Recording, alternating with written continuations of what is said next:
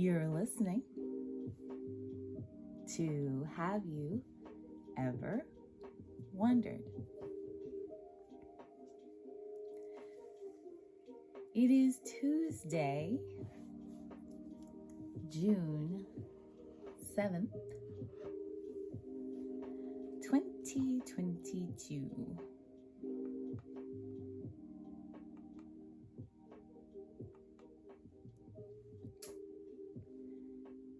And the title of today's episode is And a Lawyer Too.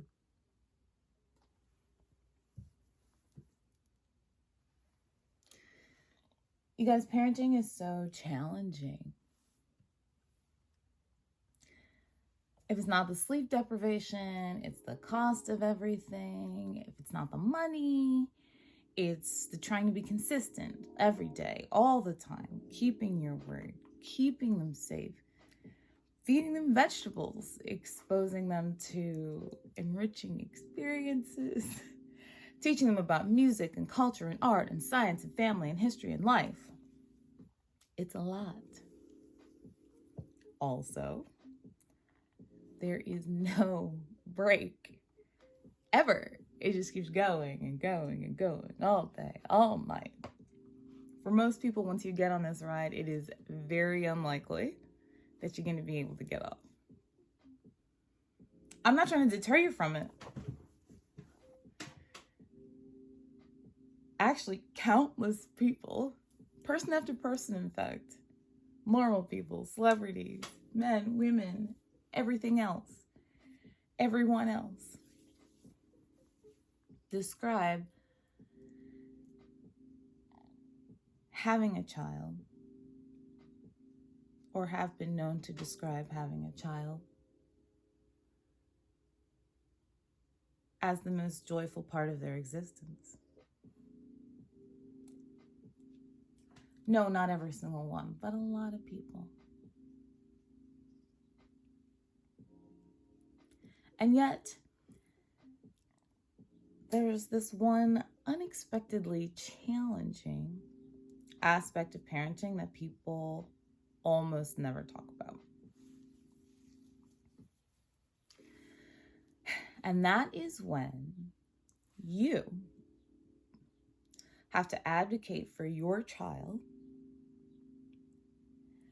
against an established institution that is supposed to be there for your support.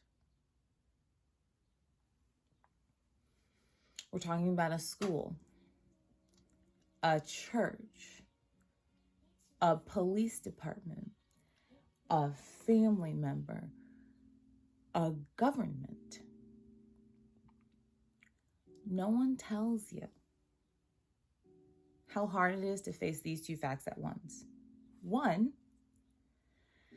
that this particular support system that maybe you were even counting on was an illusion. And that two, on top of that disappointment, it's still your responsibility to keep your child physically, emotionally, mentally, and spiritually safe, even though you might not know exactly how.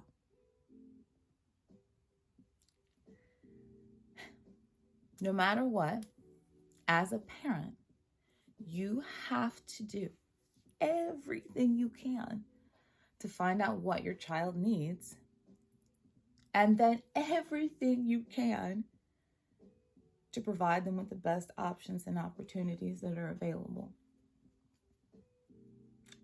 As I said a couple minutes ago, it's a lot. And people talk about sleep schedules and do you use time out or not, and when are you going to get the baby's ear pierced, and what sport are they going to play? But they don't talk about this. And it happens.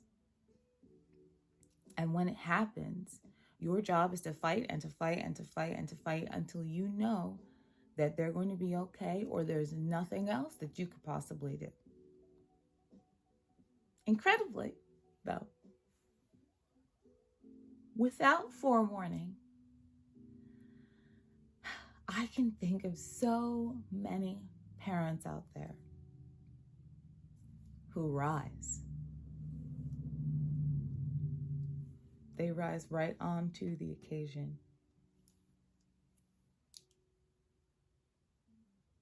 And they do what it takes to get their children what they need. Here's two.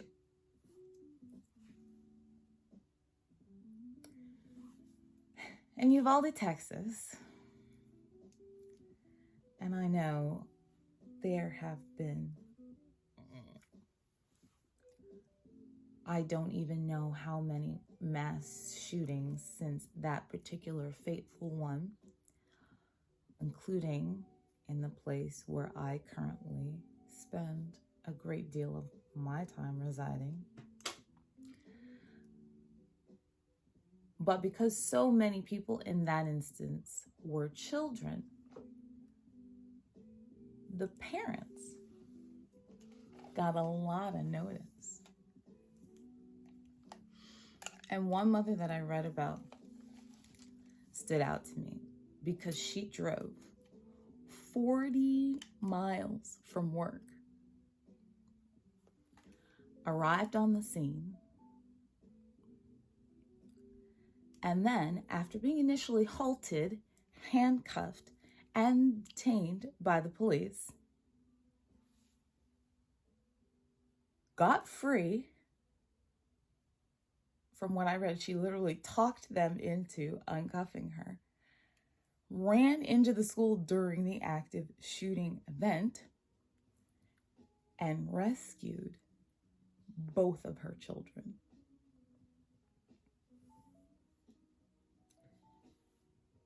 There's literal security camera footage of her shepherding the two of them out of the school, one arm around the one child, one arm around the other child.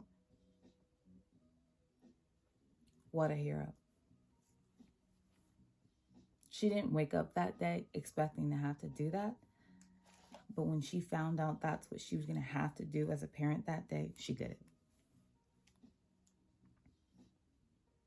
Another family, one that I happen to know personally, is also having to take measures because they have a child who is smart,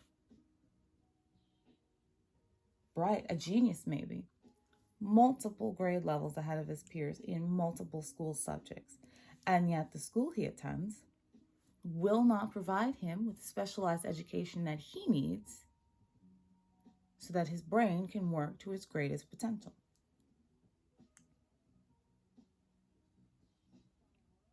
And there have been multiple things that they've done to try to communicate. And though this is an ongoing situation, the only other thing I'll say about it is that of all the places that parents expect to help them with their children, their school might take the top of the list. And so you don't expect to have to fight your child's school to keep them educated. You don't expect to have to do any of this. You expect that the places and the people that you've been told from the beginning as a parent are going to be there to help you, and not that you're going to turn around one day and find them getting in the way of you doing what's best for your child.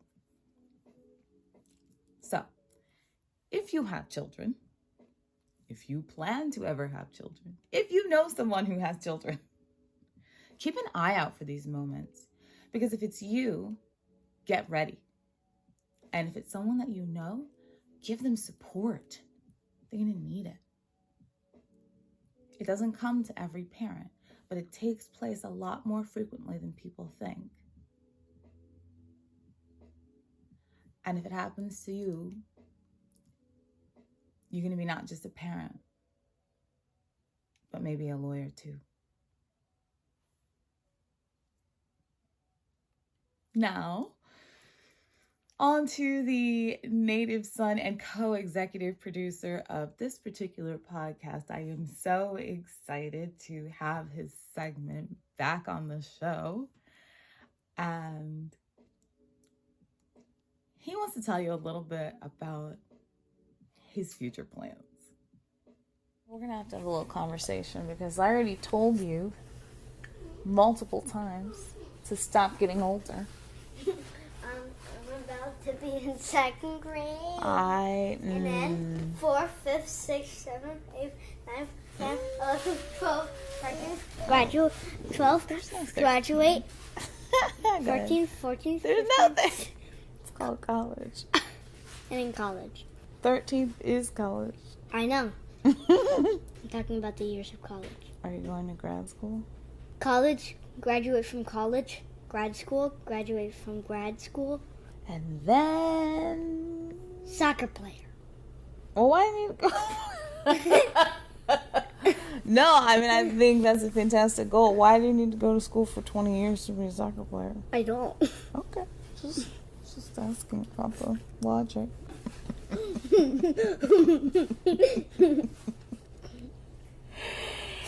Oh, it's nice. It's nice to live like that, isn't it?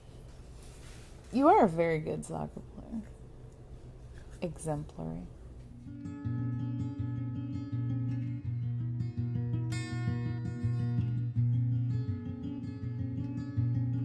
It's poetry time.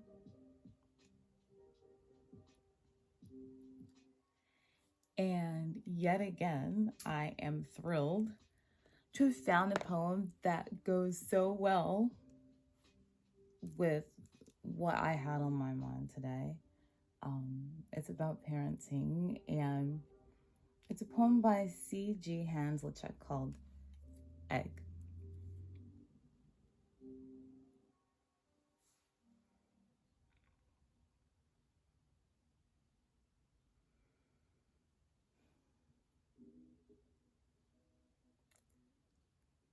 I'm scrambling an egg for my daughter. Why are you whistling? She asks. Because I'm happy. And it's true. Though it stuns me to say it out loud, there was a time when I wouldn't have seen it as my future. It's partly a matter of who is there to eat the egg. The self, fallen out of love with itself through the tedium of familiarity, or this little self, so curious, so hungry, who emerged from the woman I love. A woman who loves me in a way I've come to think I deserve now that it arrives from outside me. Everything changes, we're told. And now the changes are everywhere.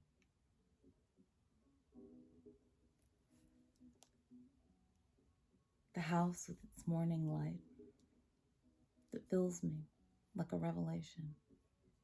The yard with its trees that cast a bit more shade each summer. The love of a woman that both is and isn't confounding. And the love of this clamor of questions at my waist. Clamor of questions, you clamor of answers.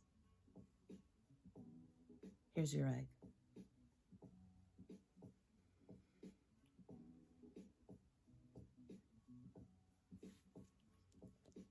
Such an apt description of parenting.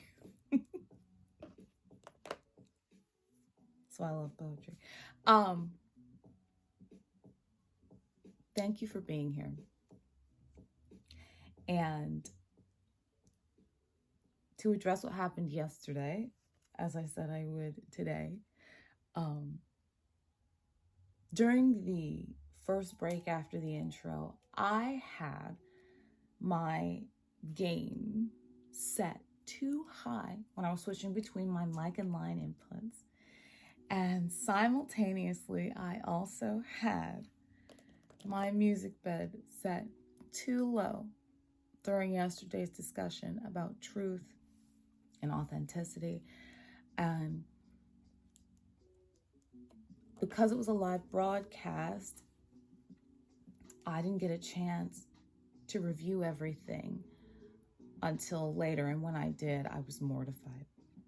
So I pulled the live audio, I ran it through noise reduction, and then I reposted it. I mentioned this in my stories last night, but in case you didn't hear. If you know what all that means, you may have already ascertained that that's what happened, but even if you don't, you probably heard a underlying hiss while I was talking yesterday, and it was frustratingly distracting, to say the least. And on such an important topic, I couldn't let it lie. So,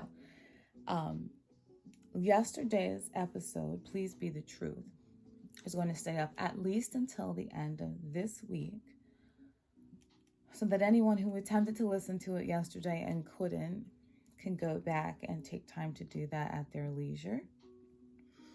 And I just want to say that I appreciate your patience as I work out some of the kinks on this brand new endeavor day by day. It's an adventure for sure. Enjoy the rest of your day, guys. I'll see you tomorrow.